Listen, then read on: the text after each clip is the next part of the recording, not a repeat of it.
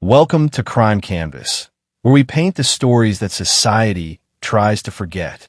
Today's case will take you inside a world of unimaginable wealth, where crystal chandeliers cost more than most homes, where luxury becomes a weapon, and where love transforms into something deadly. Before we begin, if you appreciate the work we do bringing these important stories to light, please subscribe to Crime Canvas. Your subscription motivates us and encourages our team to continue giving you our best work. It helps us tell these stories with the depth and respect they deserve. This is the story of Layla Mansoor, a woman who had everything money could buy, everything except the one thing she wanted most. By the time the sun set on March 15th, 7 stab wounds would turn a mansion in Abu Dhabi into a crime scene, and a fairy tale marriage would end in blood on Italian marble. But to understand how paradise became hell, we need to go back 8 years to the moment obsession first took root. Abu Dhabi, United Arab Emirates, a city where dreams are built on oil, money, and ambition, where the impossible becomes reality, and where the super wealthy live in a world most of us can barely imagine. Layla Mansoor was born into this world. At 36 years old, she was Abu Dhabi's golden daughter, heir to a shipping empire that her father, Tariq Mansoor, had built from absolutely nothing. He'd started as a small boat operator and risen to command container ships bearing his name across 3 continents. The Mansoor name opened every door in the Emirates. Layla had inherited more than just her father's wealth. She'd inherited his ruthless determination to acquire whatever she desired. With 2.3 million Instagram followers watching her curated life of luxury, she collected experiences like precious gems, designer clothes, exotic vacations, celebrity friendships. Everything came easily to a woman of her status. But 8 years ago, Layla encountered something that money couldn't simply purchase. Something that would consume her completely and ultimately destroy everything she touched. It happened during a quarterly board meeting. While executives presented shipping reports, Layla's attention was captured by a junior logistics coordinator who did something remarkable. He challenged a senior manager's inefficient route proposal. His name was Samir Khanna, 28 years old, calm, confident, and completely different from every entitled man in Layla's social circle. Born in Mumbai to a middle-class family, his father was a teacher, his mother a bank clerk. Samir had arrived in Abu Dhabi 8 years earlier with nothing but a business degree from Delhi University and unshakable determination. When Tariq Mansoor demanded his reasoning, Samir walked to the presentation screen with steady steps. His explanation was brilliant. A reorganization of Middle Eastern shipping routes that would save millions in fuel costs while reducing delivery times by 30%. Layla watched her father's expression shift from skepticism to genuine surprise. In that moment, seeing Samir command respect through pure competence, Layla felt something she'd never experienced with Abu Dhabi's wealthy elite sons. Genuine attraction, real desire. For a woman accustomed to men throwing themselves at her feet for access to her father's money, Samir's polite but distant professionalism only intensified her obsession. He treated her with respect but maintained careful boundaries, never crossing the invisible line between employee and employer's family. Layla interpreted his restraint as a challenge, and Layla Mansoor never walked away from a challenge. What followed was a masterclass in overwhelming force applied with surgical precision. Layla began orchestrating coincidental encounters, private yacht dinners in international waters, weekend shopping trips to London where she casually bought him watches worth more than his annual salary, front row seats at Monaco Grand Prix races where celebrities competed for her attention while she focused entirely on the quiet man beside her. For Samir, these experiences existed beyond his wildest imagination. He'd spent years being invisible in Abu Dhabi's rigid social hierarchy, where nationality and family connections mattered more than individual merit. Being desired by the most powerful woman in the city felt like validation of everything he'd sacrificed to build his career. But Tariq Mansoor watched his daughter's campaign with growing unease. He'd built his empire by understanding people's motivations, and he recognized something dangerous in Layla's fixation. During a private meeting in his office overlooking the harbor, Tara delivered a warning that would prove prophetic. "She's infatuated, not in love," he told Samir. "My daughter has always gotten what she wants, and right now she wants you." But Layla doesn't understand the difference between wanting something and keeping it. Think very carefully about what you're getting yourself into. The warning went unheeded. Samir was drowning in experiences he'd never dreamed possible, and Layla's attention felt like sunlight after years in shadow. Their wedding was Abu Dhabi's social event of the decade. 800 guests, entertainment flown in from 5 countries, coverage in 3 international magazines. Layla wore a custom gown that cost $200,000 while Samir stood beside her in tailoring that transformed him into a vision of success. The ceremony looked like a fairy tale brought to life. But fairy tales, as we know, rarely tell the whole story. For the first 2 years, the marriage seemed like an impossible dream realized. Layla reveled in her role as the perfect society wife, hosting dinner parties where she could display her handsome husband like a prized acquisition. Samir adapted to his new life with remarkable grace. Designer suits replaced his modest wardrobe. A Bentley Continental GT appeared in their driveway. Memberships to Abu Dhabi's most exclusive clubs opened doors he'd never imagined existed. When their daughter Nadia was born, followed 2 years later by their son Khalil, Layla appeared to have achieved the perfect life her privileged upbringing had promised. Family photos showed a golden couple with beautiful children, surrounded by luxury most people could only dream of. But perfection, like the gold that decorated their mansion, was merely a beautiful surface covering something far more complex underneath. Layla's love had always carried the seeds of possession. Marriage and motherhood transformed her affection into something darker, more controlling. She began monitoring Samir's schedule obsessively, growing jealous of his work friendships, expecting him to be available for her social engagements regardless of his professional commitments. At dinner parties, she would interrupt his conversations to redirect attention back to herself. When he offered business insights to their guests, she dismissed them with patronizing laughter. When colleagues visited their home, she'd tell charming stories about Samir's middle-class background, turning his achievements into amusing anecdotes about her charity in marrying beneath her station. The humiliation was subtle but relentless. When Samir attempted to discipline their children, Layla would overrule him publicly. When he suggested family activities, she'd already made plans without consulting him. When he expressed professional ambitions, she'd remind him that everything he had came through her family's generosity. Slowly, methodically, Layla transformed her ambitious husband from a respected professional into a gilded pet. And Samir Khanna, the man who had once commanded boardrooms with quiet confidence, began to disappear. Elena Carter arrived at Mansour Shipping on a Tuesday morning in September.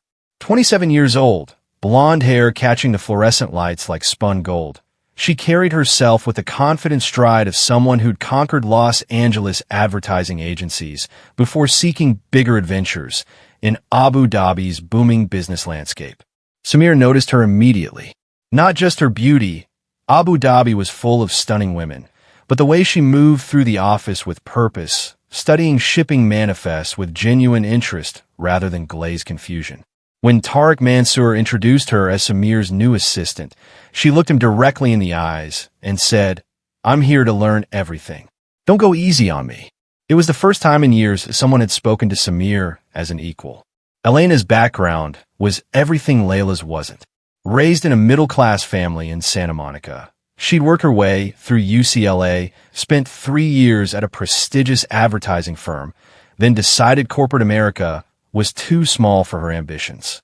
Unlike other expatriate women who treated Abu Dhabi like an extended vacation, Elena had come alone, determined to build something meaningful.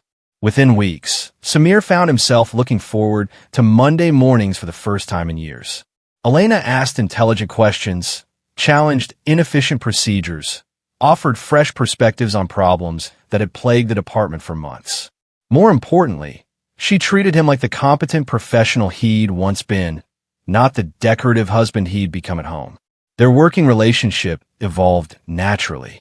Coffee meetings to discuss shipping schedules stretched longer than necessary.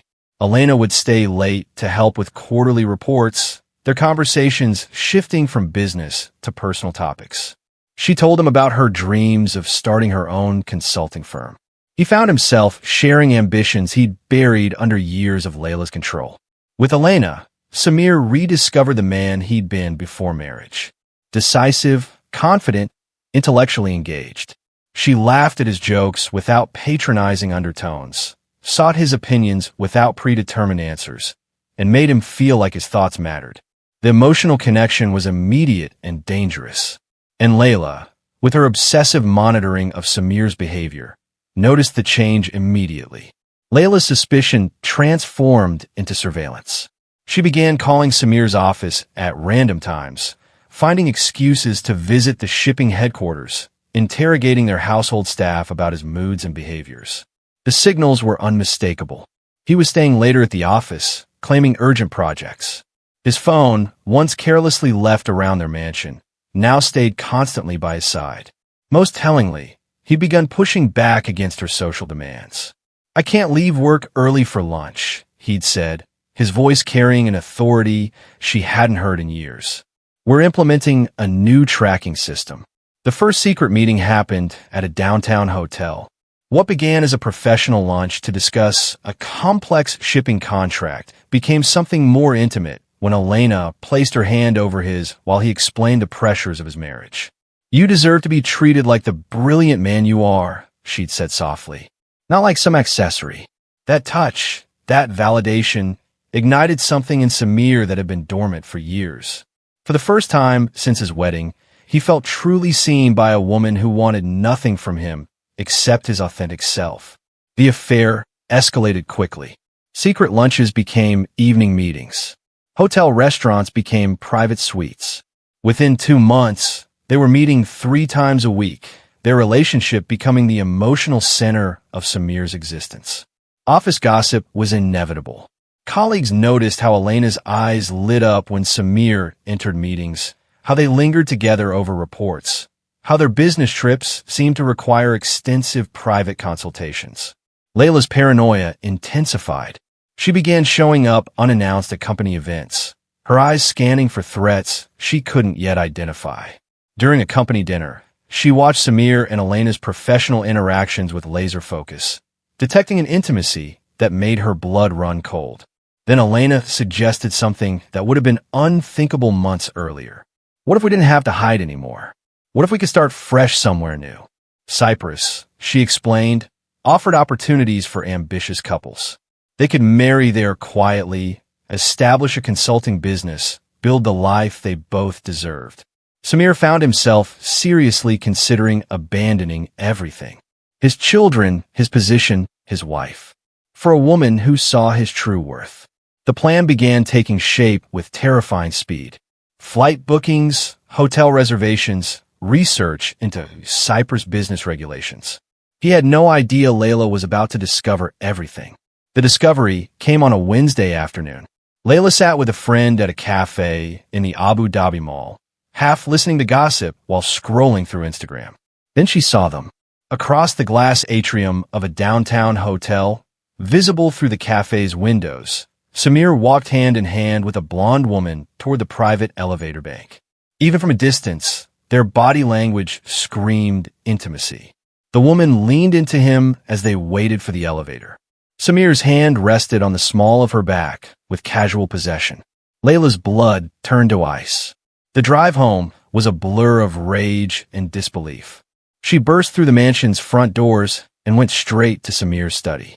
For 8 years, she'd respected his private workspace. But respect was a luxury she could no longer afford.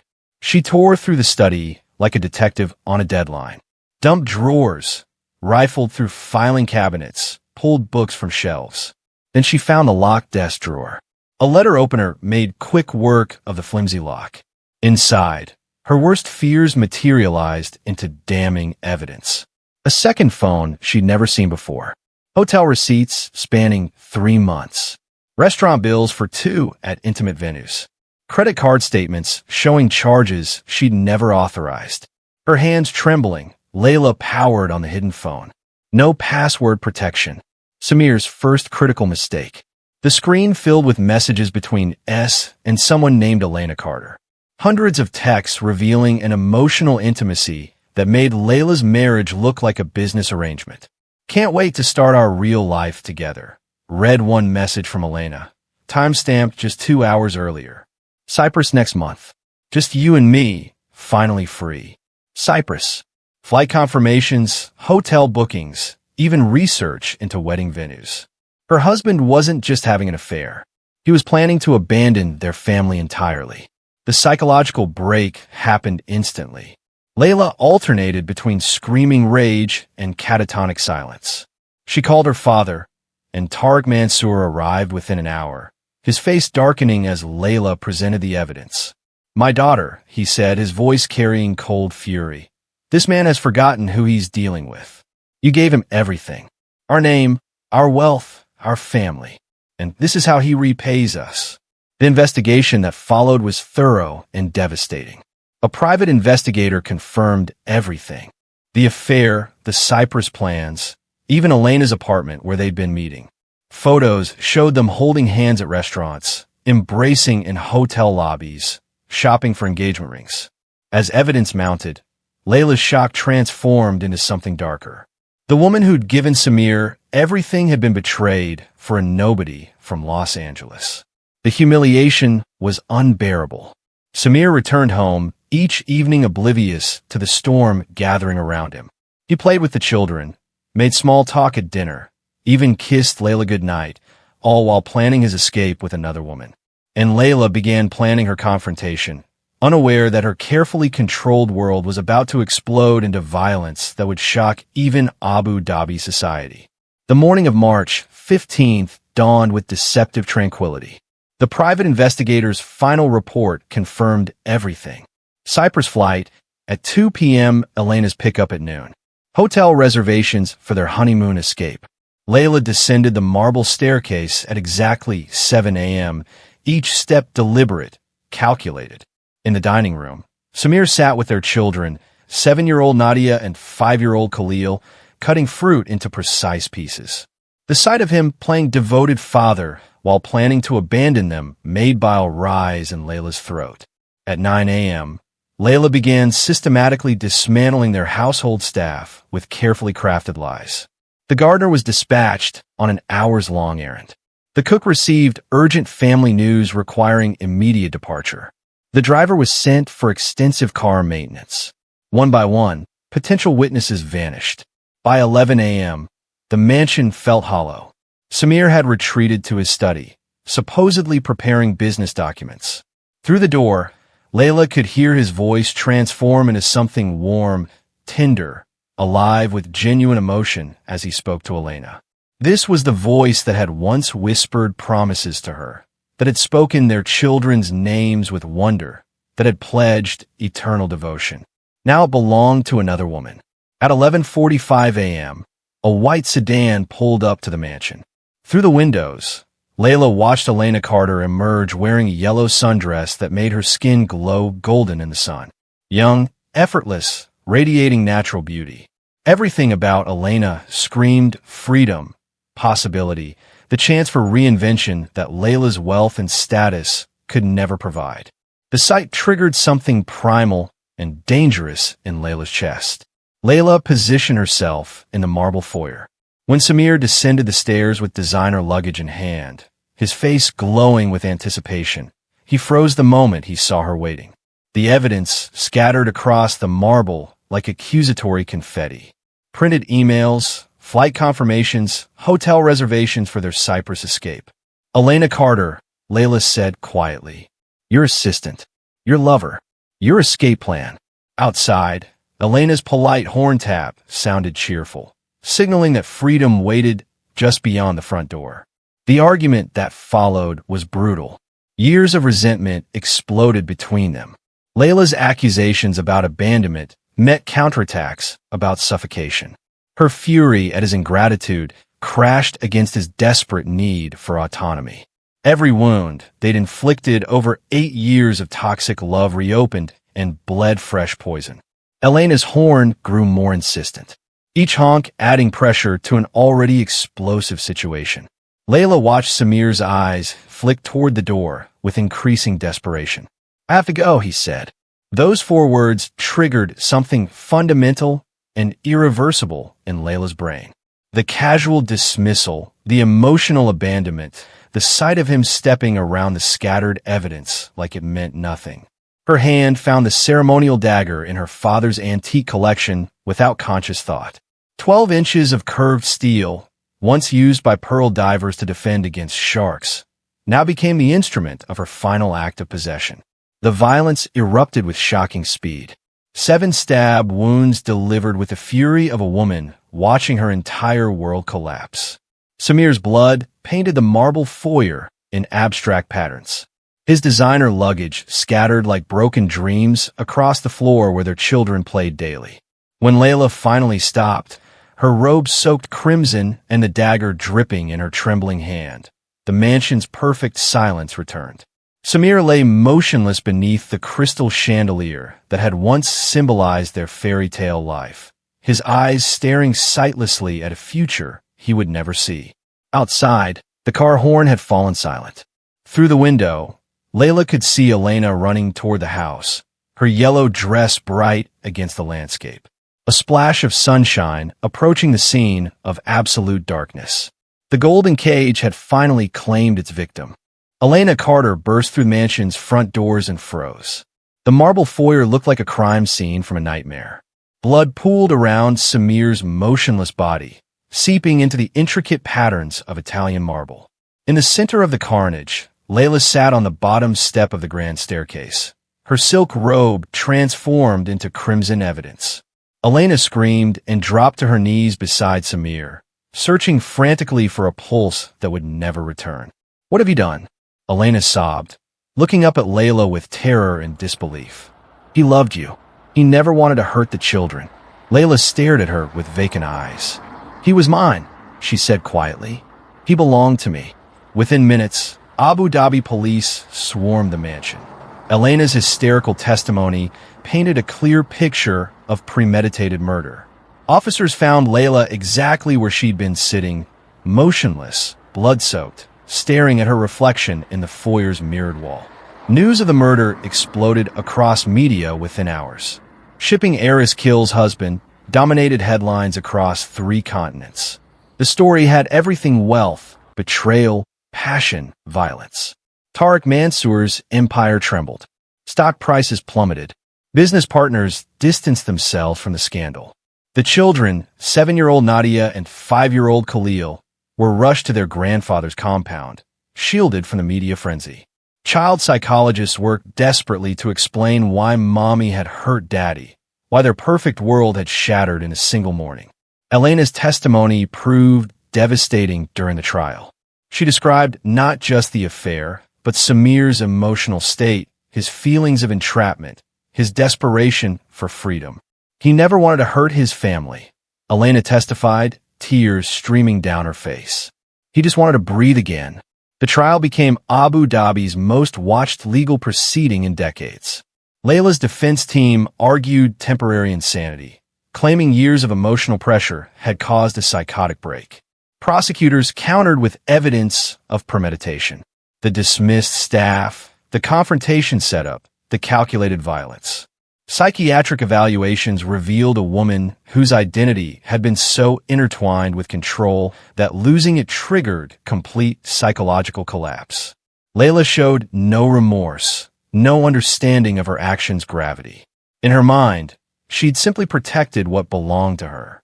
The verdict shocked no one. Guilty of first-degree murder. 30 years in prison with possibility of parole after 20. Elena returned to Los Angeles within weeks, unable to bear Abu Dhabi's memories.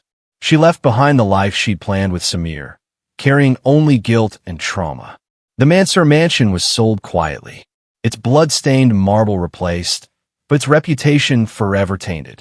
New owners never learned about the violence that had occurred there, but locals whispered about the house where jealousy had turned paradise into hell.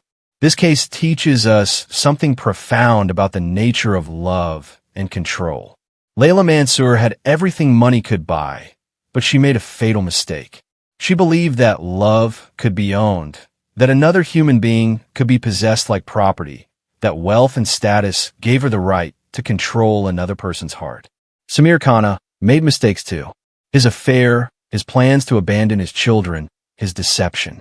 None of it justified what happened to him. But his story reminds us that gilded cages, no matter how beautiful, are still cages.